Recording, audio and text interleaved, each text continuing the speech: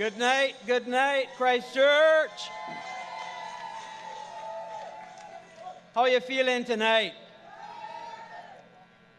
You got that sense of a victory for the Barbados Labour Party? You got that sense of a change in the air? I feel extremely honored tonight and privileged to be the first speaker at the first national meeting of the 2018 campaign. I think it's a tremendous honor and a tremendous privilege that the Barbados Labour Party has bestowed on me to give me the opportunity to come and open the baton, as it were, for Christchurch West, and for the Barbados Labour Party as a whole. And in keeping with that, I would just have to leave you with Proverbs 3:6. In all thy ways acknowledge him, and he shall direct thy paths. In other words, in all things, put God first. And the Barbados Labour Party always puts God first. And we know that once we put our trust in him, he will see us through to the end. After all, one of the tenets of serving God is to care for his people. And the Barbados Labour Party is a caring party. The reason that we are out here tonight suffering under the stench of the sewage project is because we care about the people, not only in Christchurch, but we care about the health and well-being of this country. And it is so important that we get out there and spread the message, because the people out here have suffered enough. We have heard the speaker before say enough is enough. And I really have to agree with him. Well, do you agree? Have you not suffered enough under the Democratic Labour Party? Are you not ready to change and put the Barbados Labour Party into office? Well, there's only one way to do that. Get out and vote.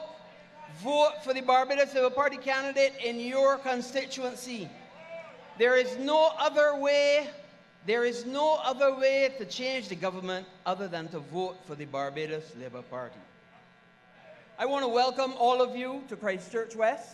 This is the first time we've had a national meeting here in Christchurch West for a while. And I want to thank you for coming out. We're very happy to have you here in Christchurch West, and of course the wider Christchurch. I want to thank you because it shows that you, like us, have joined the fight to tell the government that we can no longer accept their visionless path for this country. We can no longer accept the trajectory that they have taken us down. Every year a downgrade, some years 2, some years 3. This is no longer acceptable in Barbados, and it is time for the government to be changed.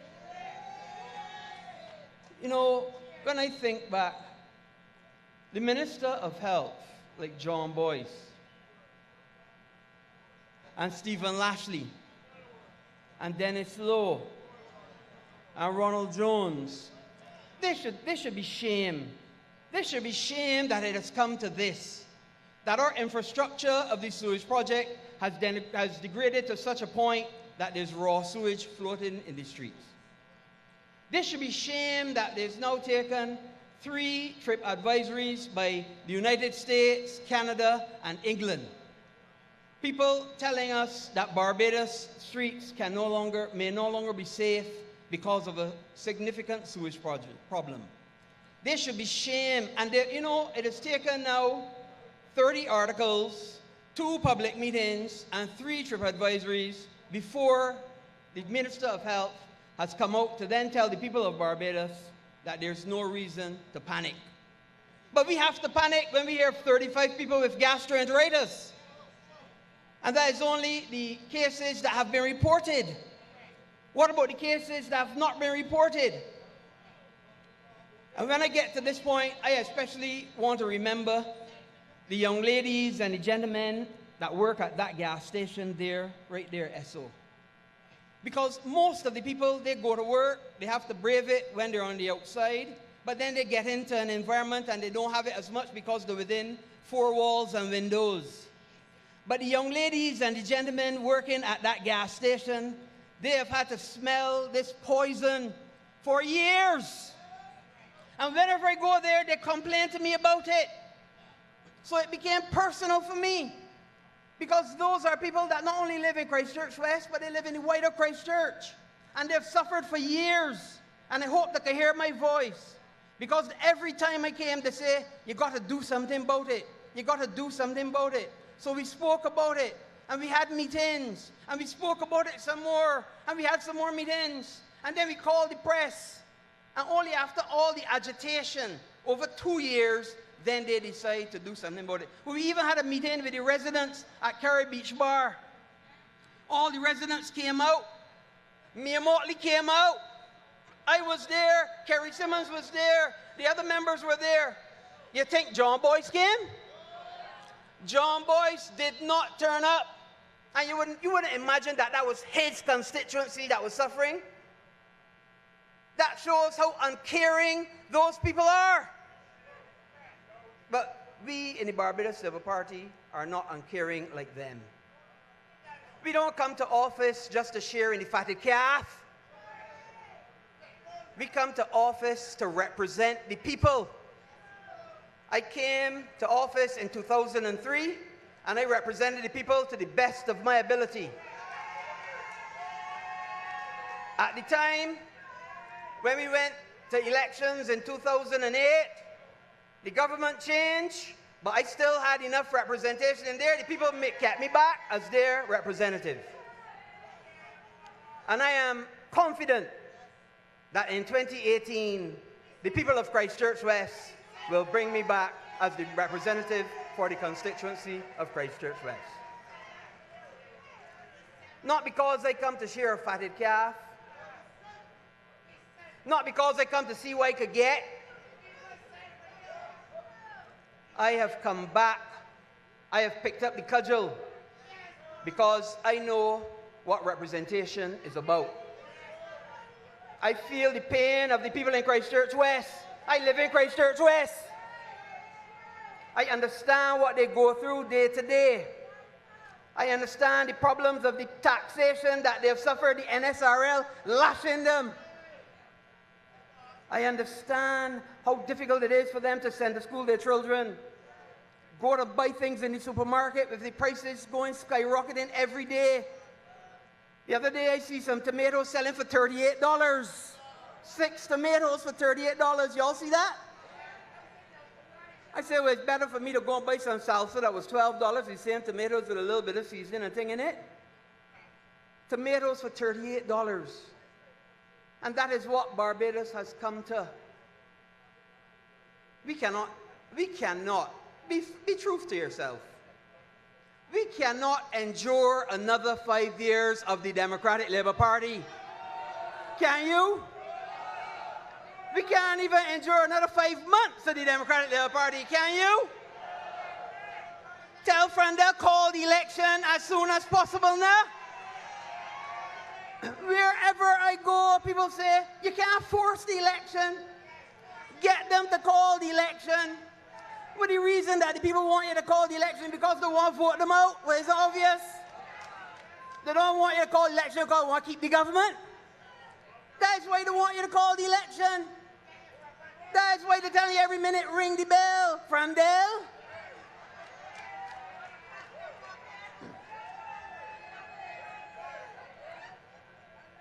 During my term in office, we did a lot of good things. We did a lot of houses for the seniors. We did a lot of natural gas. I mean, I'm not someone to normally blow my trumpet, but when I went to the NPC, they had 11,000 people signed on. When I left, it was 16,000. So I am happy that we were able to bring natural gas to a lot of people, and I'm sorry we can't bring it to another 10,000. We did a lot of roads, but there's a few more to be done. There's still work to be done. And as I do in my professional career, I do not leave any work undone. So I have now come to finish what I have started. So once you, the people of Christchurch West, get out in your numbers and vote for Dr. Williiam Duguid, you can be assured and guaranteed that we will do good in Christchurch West. Because do good, and good shall attend you. Scarsy said that we ain't got nobody. We got somebody. I can't remember the names. But let me tell you, I cannot do it alone. I am going to need my team.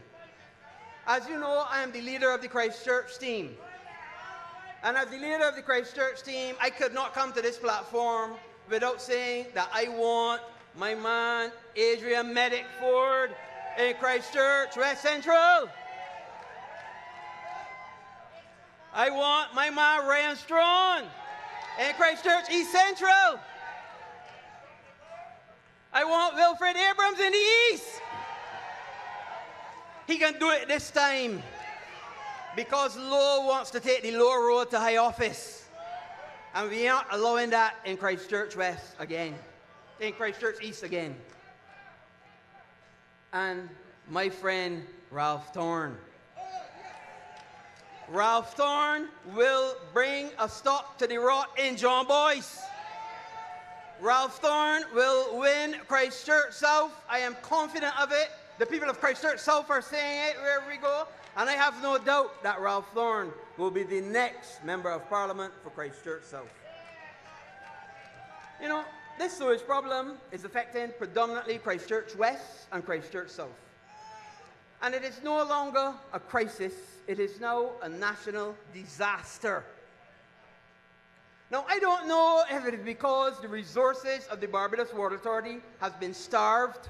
I don't know if the Barbados Water Authority has been starved of resources because it was paying out $1.5 million to lawyers for attending meetings. Did you all see that? I don't know if it is because it is simple ineptitude and people being bereft of vision to be able to understand that you have to maintain the South Coast Sewage Project. And you know what is sad is that after we have told them time in and time out, they let it get to the stage that we have sewage floating on the streets. Did you all see the video with Grady Clark? It was terrible. That's not in the streets. There's a man showing sewage floating in his house. And I know Grady a long time. I helped him when he had a drainage problem before he said it in the video.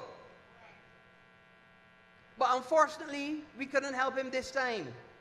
It is up to the government to do their job. Their salaries are nothing more than cost overruns because they haven't been doing their job. If they were doing their job, we would not be in this situation now. And you know, it's sad because this not only affects people's lives, this affects the economy, this affects tourism, this affects health. You heard my colleague talk about the problems that you get when you're exposed to sewage. Gastroenteritis, hepatitis A, he didn't mention. Significant problems with Escherichia coli, diarrhea and vomiting, dehydration. Are they going to wait till we have a death? Are we going to wait till we have a death? We need to get this matter fixed. We need to get this matter fixed now. And we need to keep the pressure on them until they get this matter fixed. And I want to serve notice on the Democratic Labour Party. This pressure is not going to stop till this matter is resolved. We ain't stopping. We ain't stopping. I want all of them to understand that. Because it is not fair to the people. And it has nothing to do with politics. It is not fair to the people of this country. And it affects everybody. Because when somebody drives their car through raw sewage in the streets, and it splashes somebody, and it goes to their home, or the gas attendant at the gas station down the road has to put in gas and it touch in the car, or change the wheel, or put air in the tires, or you get splashed on your clothes, or your shoes, and then you carry it home to your children, and it's contagious.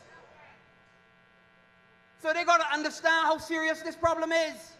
It got to be serious if the United States, the United Kingdom, and Canada put out an advisory. But they don't do that lightly. They do that because they have to protect their own citizens. But you imagine they're protecting theirs and we ain't protecting ours? Well, what sort of government we got, though? Well, we got a sleeping prime minister. We got ministers that only care about going and bathe in the ocean.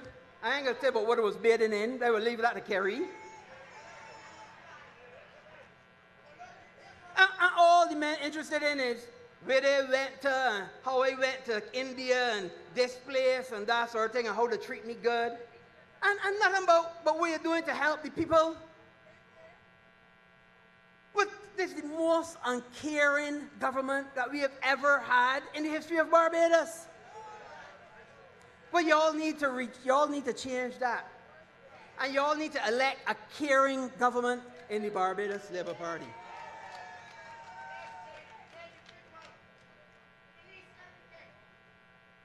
You know, Barbados always does better under the Barbados Labour Party.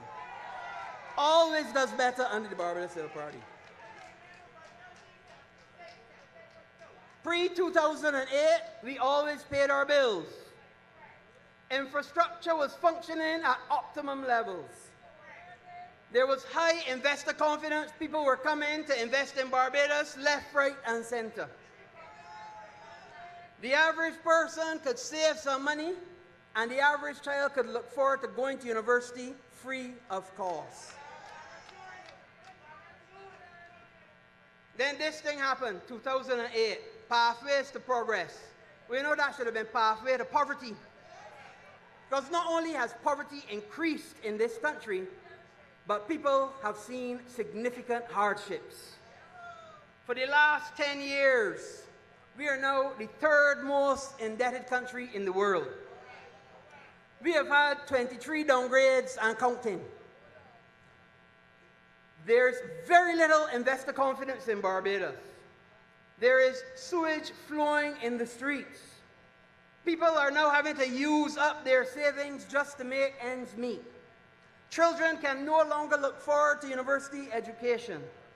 And after that, there's no prospects or very little chance of finding a job even when you come out with a degree.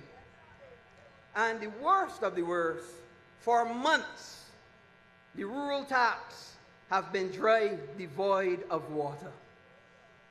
So the infrastructure has completely gone down. Completely gone down.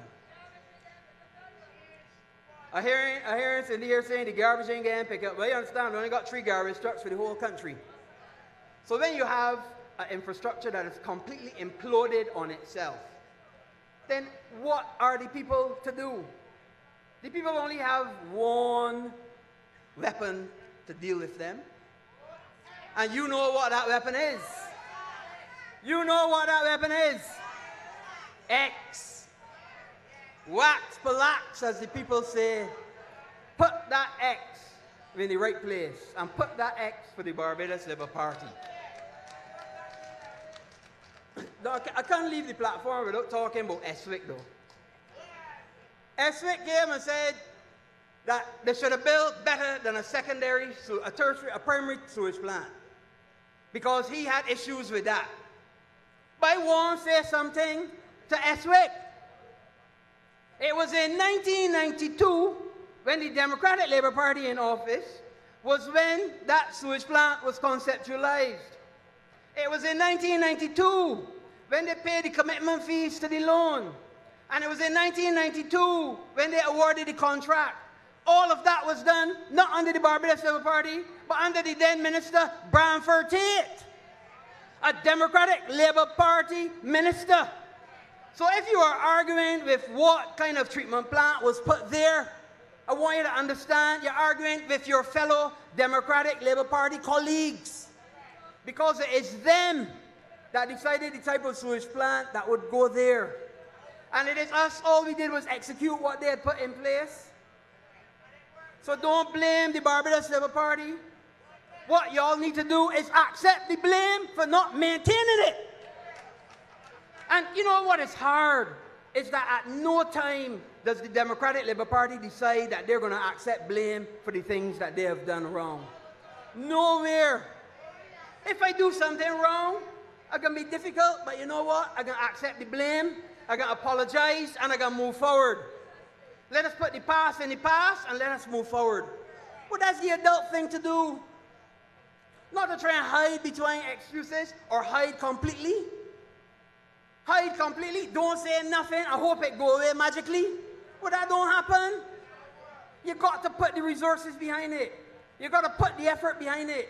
And you got to get the thing fixed, because at the end of the day, you're getting paid to manage the things for the people. And if you're getting paid to manage it, you're getting paid to update the people of what's going on, and you ain't doing what you're supposed to be doing, well, then it's time to vacate. Get out and let somebody else come in that know what they're doing. Get out and let somebody else come in that really care about the people of this country. Ring that bell, Frandel. Ring that bell.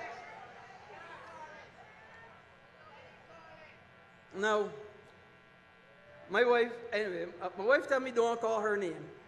But I'm about to say that I cannot come to this platform and not remind you all about the 10% pay cut that they give back to self retroactive. If it is nothing else, that they should leave office for, it's to give back themselves a 10% pay cut, essentially a 10% pay rise, and nobody else ain't get nothing. If it's nothing else, you, the people of Barbados, got to remember these things. And when y'all get in that voting booth, remember the 10%. Remember the South Coast Sewage Project. Remember the NSRL. Remember the duty-free cars for policemen, teachers, and nurses. Remember the lies. Remember the deceit. Remember the propaganda. If the fool you once, shame on them. If the fool you twice, shame on you. And I know nobody in Barbados is a fool, and the Barbados Labour Party will be returned to office whenever that day is called. Ring the bell, Frandel. Good night, and God bless you all. I love you.